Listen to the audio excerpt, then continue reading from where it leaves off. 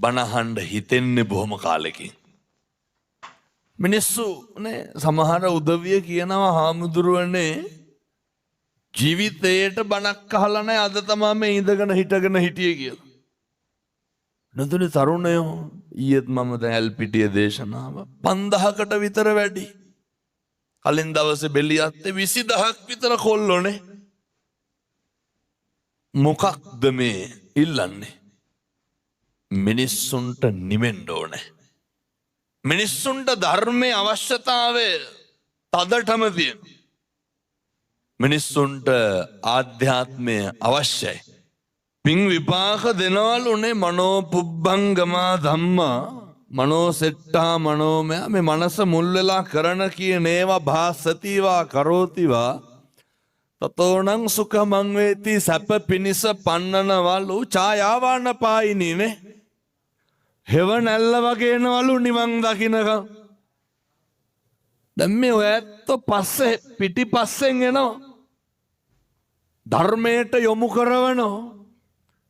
පැහැදිලිද? ධර්මයත් එක්ක ජීවත් වෙනකොට අකුසල් සිතුවිලි එන්නේ නැහැ. ජීවිතේ පුරුදුවෙන් මිනිස්සු වෙලා ඉපදුනේ පින්නතුනි චතුරාර්ය සත්‍ය අවබෝධ කරගන්නට විතරයි. බුදුවරුත් බුද්ධත්වයේ ලබා ගන්නට කොහෙද කවුරු වෙලාද උපදින්? දෙයයන්ට පුළුවන් ද බුදු වෙන්න? මිනිස්සු වෙලා උපදින්න ඕනේ. අබ්බගාත වෙලා ඉපදුනාට බෑ. හතරහන්දි පණ නැතුව ඉපදුනාට බෑ. අඳගොළු පිහිරි වෙලා ඉපදුනාට බෑ. තථාගත බුදුවරු බුදු වෙන්න බෙරුම් පුරපු බෝධිසත්වයන්ට තිබ්බ අංග ලක්ෂණ ඒ සම්පූර්ණ ශරීරය අපිට තියෙනව නැද්ද? දැන් මොකක්ද එහෙනම් කරගන්න තියෙන්නේ? පාරමිතා පුරන්න. මේ ගමනට අඩිය තියන්න. ඉදං මේ පුඤ්ඤ කම්මං ආසවක්ඛ්‍යා වහං හෝතු සබ්බ දුක්ඛා පමුජ්ජතු. ගෝරතර සංසාරේ දුක් විඳින මේ ගමන කෙලවර කරන්න අද ඉඳන් පටන් ගන්න. මේ එකහුවෙන ටික ටික දේවල් සංසාර විමුක්තියට එකතු කරගන්න. මං මෙහෙම දේශනා කරන්න හේතුව තමයි මේ සංසාරේ පින්නතුනි අපි ආය කවදානම් මිනිස්සු වෙලා උපදින්නද? කවදා හොම ඉඳගෙන බණ අහන්න? මොකද ලැබපු මනුෂ්‍ය ආත්ම භාවයේ නැති වෙන මහා බරපතල කාරණයක් තමයි ඔය කේන්තිය කියලා කියන්නේ. මම යෝජනා කරනවා මේ පින්වත් සියලු දෙනාට මැරෙන්න කලින් කේන්තිය පාලනය කරන්න. දැන් මට ඉර හඳ වගේ විශ්වාසයි ඒක මෙතන කියලා බෑ. ඔය අප එක කියලාම දානවා හොඳේ. දාන කට්ටිය අතන හිටගෙන ඉන්නවනේ. පිටිපස්සේ මිනිස්සුන්ට කේන්ති ඇයි? දැන් වචන දෙක තුනක් ඇහුණා අපට. පේන්නේ නැහැ. කවුරුවත් හිටගෙන ඉන්නේ. කේන්ති ගන්න කවුද? මොකටද? කවුරුහරි හිටගත්තාම අපි මොකටද කේන්ති ගන්න? ජීවිතේ පුරුදුවෙන් නිවන් දකින්න එකනේ අරමුණ. එමයි කියලා හිටගන්නේ නැහැ සේරම හොඳේ. පිටිපස්සට කේන්ති යන්නේ නැහැ කියලා. ඔය නිවන් දකින්න අරමුණට මේ යන ගමන මේකට වල කපන ලොකු කතන්දරයක් තමයි අර ව්‍යාපාදේ. අහලත් ඇති මං හිතන්නේ. ඔය නිවන් මඟ අහුරන කාරණා කීයක් තියෙනවද? කාමච්ඡන්ද ව්‍යාපාද නැහැ. දෙක ව්‍යාපාදේ. ව්‍යාපාදේ නඩත්තු කරන්නේ මොකෙන්ද? කේන්ති. ව්‍යාපාදේ නඩත්තු කරන්නේ තරහව මගින්. ව්‍යාපාදේ නඩත්තු කරන්නේ ක්‍රෝධය මගින්. ඒ නිසා ජීවිතේකටම පුරුදු වෙන්න තරහ ගන්න එක නවත්තන්න. තරහ ගන්න එක නැවැත්තුවේ නැත්තම් වෙන්නේ වෛරය ඇති වෙනවා. වෛරය ඇති වුනහම මිනිස්සු වෙලා උපදින්නේ නැහැ. තිරිසන්නු වෙලා උපදින්නේ. ඒ උපදින්නේ ඈත් වෙලාද ලං වෙලාද? මතක තියාගන්න. කියන හැම වචනයකටම වග කියන්න වෙනවා. ඒ කියන්නේ අර කට පරිස්සම් කරගන්න කියන්නේ. කියන හැම වචනයකටම කොහේ හරි දෙයක් සලකුණු වෙනවා. ඒ නිසා ඔය සමහරු කියනවා නේද ඔය පින්නතුනි වෛරක්කාරයෝ දරුවෝ වෙලා උපදිනවා. ඒ සමහර අම්මලා තාත්තලා කියන්නේ මම ඒ කියන විදිහටම කියන්න. ඔය තොපිනම් පෙර සංසාරේ හතුරුද කියලා කියන්නේ නැද්ද? මේ පැතිවල එහෙම නැතුව ඇති මං කියන්නේ. බොහෝ පැතිවල එහෙම කියනවා. සමහර දරුවෝ කියනවා දෙමව්පියොන්ට මේ අම්මා තාත්තා වෛරක්කාරයෝ වගේ පේන්නේ. වගේ නෙමේ වෛරක්කාරයෝම තමයි. ඇයි වෛර පිරිමහන්න ලං වෙලා උපදින්න ඕනේ. සමහර වෛරක්කාරයෝ උපදිනවා පතාගෙන එනවා බිරිඳ කරගන්න. කවුද? ඇයි මේ වෛරය පිරිමහන්න ළඟින් ඉන්න බෑ. අර දැක්කද අයියේ පොඩි එකාගේ බෙල්ල කපලා අයියේ පෙරේද?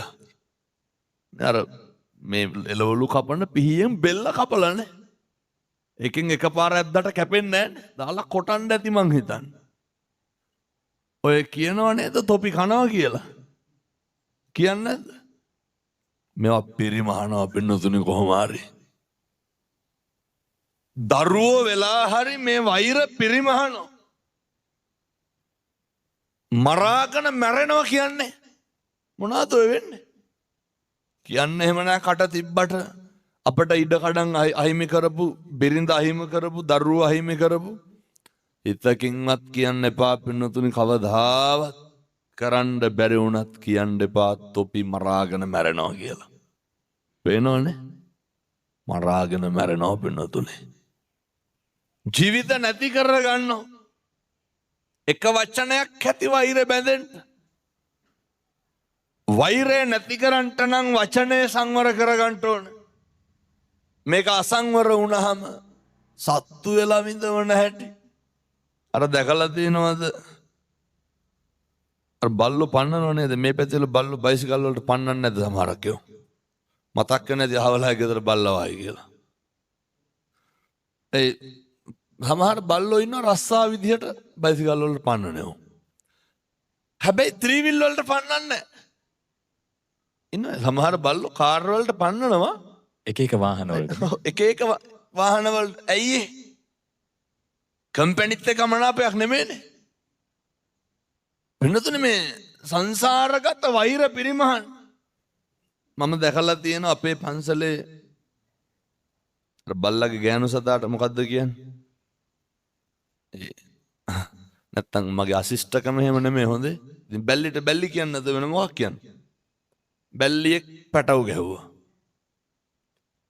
ඒ පැටව ගහන බැල්ලි ගහන පැටිය ඔළුව කනවා.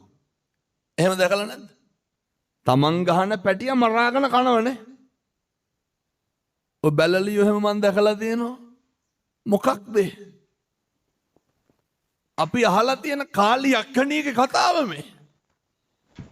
දැන් අවුරුදු 2500කට කලින් මේකේ වුණාට සත්තු විතරද ඔහොම කරන්නේ?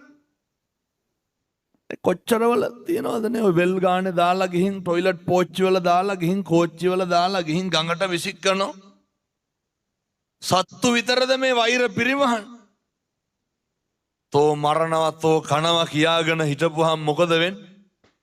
එක කාන්තෙන් ඒක වෙනවා පින්නතුනේ.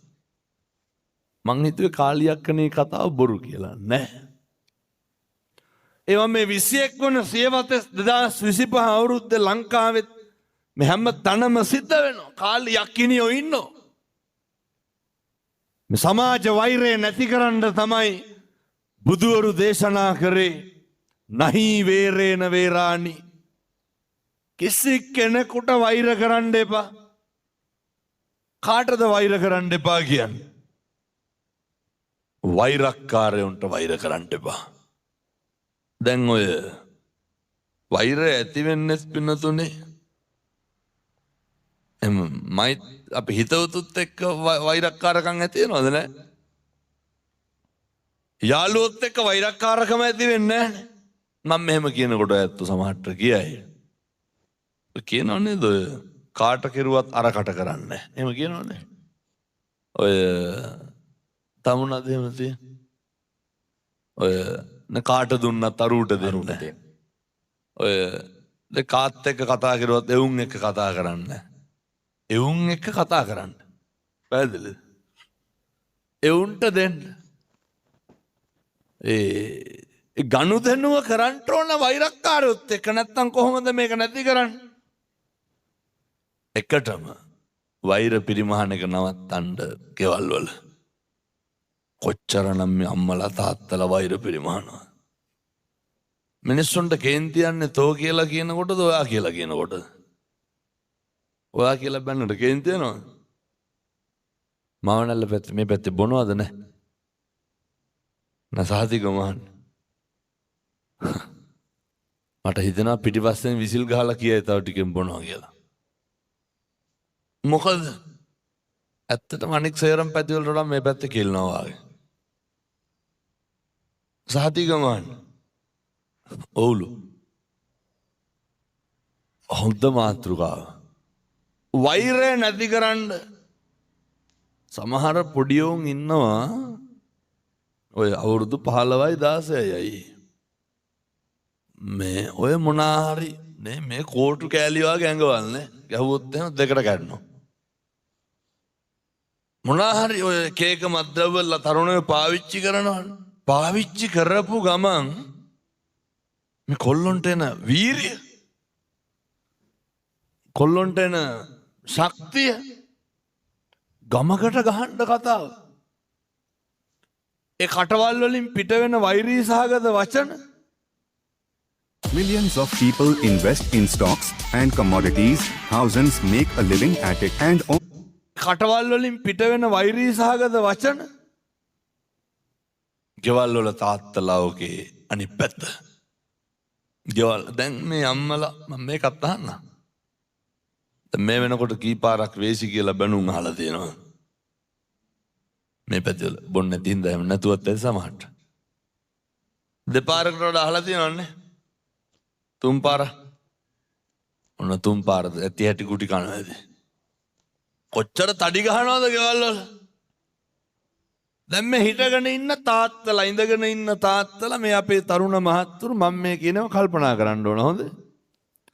සැකයක්වත් තියාගන්න එපා මිනිස්සු වෙලා උපදින්නේ නැහැ.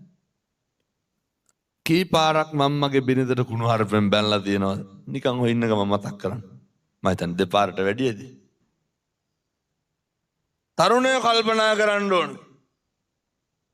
මේ පැත්තේ අම්මට තාත්තට තාතෝ කියලා කියනවද නැහැ? සමහර පැටව් කියනවනේ. කන්නේ ගෙදරින්. ඉන්නේ ගෙදර. මේ සේර බයම අතට නූල් පොටකවත් දෙයක් අතේ නැහැ. සේරම රෙගුලාසි දාලා ගෙවල් වලට සද්ද දාලා ලැජ්ජ නැතුව ගෙදරින් රුපියල් 300ක් කියනවා පෙට්‍රල් බායක් ගහගන්න. නැද්ද? මේ යන එන මං නැහැ. පුරුදු වෙන්න. තාත්තලා කල්පනා කරන්න, දරුවෝ කල්පනා කරන්න මේ වෙනකොට කොච්චර මම තරුණ මහත්තුරුන්ට කියන්නේ. කී පාරක් අම්මට තාත්තට තාතෝ කියලා කතා කරලා දෙනවා. කී පාරක් එහෙම කියනකොට අම්මලා වටපිට බලනවා. ළඟ ඉන්නවද කියලා. කොල්ලා ළඟ ඉන්නවද කියලා වෙන. අනිවාර්යෙන් මේ පැත්ත එහෙම කතා කරනවා ඇති. මේ තාත්තලා කී පාරක් බිරිඳට තඩි ගහලා දෙනවා. සැකයක්වත් තියාගන්න එපා. සතර අපාය උපදින්න. ඇයි? එහෙම සැකයක්වත් තියාගන්න එපා. හේතුව මිනිස්සු වෙලා උපදින්නේ හරි කලාතුරකින්. ඔය කටවල් වලින් මේ වෙනකොට කුණු හරප කීයක් විතර කියලා ඇද? 5කට වැඩි ඇති මම හිතන්නේ. ජීවිත කාලෙට නිකන් කල්පනා කරන්න. කුණු හරප පගෝදි ගණන් පල්ල ඇතින මේ වෙනකොට. සුලංගිල්ල උළුවස්සේ හැප්පුණත් මොනවද කියන්නේ? කවුරුවත් ඌයි ගන්නවද නෑ? බුදියාගෙන ඉන්න පූස පෑගුණාම පූසත් නෙමෙයිද කුණු හරපෙන් බයින්නේ? කටවල් වල තියෙන කුණු හරපනේ පෙන්නතුනේ. ඔක පුළුවන් ද හෙට ඉඳන් නවත්තන්න? කුණු හරප කියන එක හෙට ඉඳන් නවත්තන්න. ඔය උළුවස්සේ ඇඟිල්ල හැප්පුණාම නම් කමක් නැහැ. ඒක කාටවත් මේ වෛරයක් ඇති වෙන්නේ කිසි කෙනෙකුට කුණුහරුපෙන් කතා කරන්න එපා. පුළුවන්. මොකද තෝ කියලා කියන කොටයි කුණුහරුප කියන කොටයි තමයි පින්නතුනේ මේ වෛරය වර්ධනය වෙන්නේ. එහෙම නෙමෙයිද? ඔයා කියලා කිව්වට වෛරයක් ඇති වෙනවද? එහෙනම් එකටම තෝ කියලා කතා කරන එක නවත්තන්න. සංසාරේ සත්තු වෙලා මේ වෛරය පිරිමහන්න වෙනවා අපිට ඒකයි. මොන සතාද මොන සතාටද බය නැත්තේ? හැම සතෙක්ම හැම සතෙකුටම බය නෙමෙයිද ඉන්නේ? බයේ ඉන්නේ. මිනිස්සු වෙලා උපදින්නේ හරි කලාතුරකින් පින්නතුනේ. මම යෝජනා කරනවා මේ අම්මලාට තාත්තලාට තිරිසන් ආත්මවල උපදින එක ගැන හිතන්නවත් එපා. දුගති බය හැම වෙලේම ඇති කරගන්න. දුගතියට බය වෙන්න. බුදුහාමුදුරෝ දේශනා කරපු දුක ඔය අපි මේ ඔය දැන් ඔය අලලූණු ගණන් ගියපුවාම ඔය දුක නෙමෙයි. දරුවෝ සලකන්නේ නැති වුනහම ඔව්ව දුක් නෙමෙයි පින්නතුනේ. ඔය බෙහෙත් නැති වුනහම අසනීප වුනහම ඒවා දුක් නෙමෙයි. තථාගතයන් වහන්සේ උගන්වන දුක ඒක පින්නතුනේ හරි ඒ මානසික වදය. මම ඊයේ කොළඹ ගියා. මං රූපවාහිනියට ගිහින් එනකොට පටිගත කිරීම නෙමෙයි හොඳේ. නැත්තම් බලයි මන් නැතුව පටිගත කිරීම කරාද කියලා. මේ අර වික්ටෝරියාගේ ඉස්සරහින් තමයි යාවේ රාජගිරි හන්දියේ තියෙන අබ්බගාත නිවාසය. ඉතින් අර එළියට දාලා රෝද පුටුවලනේ මේ ඉන්නවා. ඒ කරලා එල්පිටි යනකොට මට කියනවා 4ට විතර හාමුදුරුවනේ දැම්ම සෙනගලු. ඊයේ දේශනාවේ 7:00ට බණ පටන් ගත්තේ 4 ඉඳන් සෙනගලු. තෙරපෙනවා. බෙර ගහන්න, හේවිසි ගහන්න, නටන්න මොකවත් බෑ. නටුම් කණ්ඩායම් ටික ඉරක් ගැහුවා වගේ පොලිමට ඇවිදගෙන ගියා. මං කල්පනා කරා ඒ කෝල් එක එනකොට හරි මිනිස්සු තෙරපි බණ අහන්න සූදානමේ. මෙහි රෝද පුටුවක් උඩට වෙලා කියන්නේ මොකද්ද කියලා දන්නේ නෑනේ. කවුරු හරි ඇවිල්ලා බත් ටික යාල්ට අර හපන්නත් බෑර අයියා ගිහිනුත් තියනවද? වතුර වගේ තමයි වගේ දෙන්නේ. තලපයක් වගේ කටට දාන්නේ. ඒ මොකුත් දන්නේ මට හිතුණා දැන් පැත්තක මිනිස්සු තෙරපි බණ අහන අතන මේ ලෝකේ ඉපදුනාට කිසි දෙයක් දන්නේ නැහැ. බුදුවරු ඉන්නවද කියලා දන්නේ නැහැ. ධර්මයක් තියෙනවද කියලා දන්නේ නැහැ. මෙහෙම වෙන්නේ ඇයි කියලා දන්නේ නැහැ. එහෙම වෙන්නේ. එහෙම වුණාම මේ වගේ අත්මි දෙන්නේ කොහොමද කියලා දන්නේ. මිනිස්සු වෙලා උපදින එක නෙමෙයි තියෙන අරුමේ. මොකක්ද අරුමේ? ඔය විදියට උපදින එක. කොච්චර භාග්‍යයක්ද වෙනවද? මිනිස්සු වෙලා ඉපදෙච්ච එකෙන් පාරමිතාම පුරන්. මම යෝජනා කරනවා මේ තරුණ මහත්තුරුන්ට හෙට ඉඳන් නේ ඔය පුදුම විදිහට තරුණයෝ දැන් මේ කාලේ මත්ද්‍රව්‍ය වලට අයියැබ්බැහි වෙලානේ. ඕක ටික නවත්තන්න. අපි දන්නවා හරියට දැන් කොහොමත් කොල්ලෝ ටිකක් බණ අහනවා වැඩි මේ කාලේ. කොච්චරද කියලා කියනවනම් එක අම්මා කෙනෙක් මට කියනවා ඔය මේ අවුරුදු 21යිලු කොල්ලට තාත්තගේ මේ රෙදි හොදනවලු. කවුද හොදන්නේ? පුතා. අම්මා කියනවා තාත්තා ඇතුලේ ඉඳන් අඬනවලු. ජීවිතේටවත් හිතුවේ නෑලු කොල්ලා මෙහෙම වෙයි කියලා.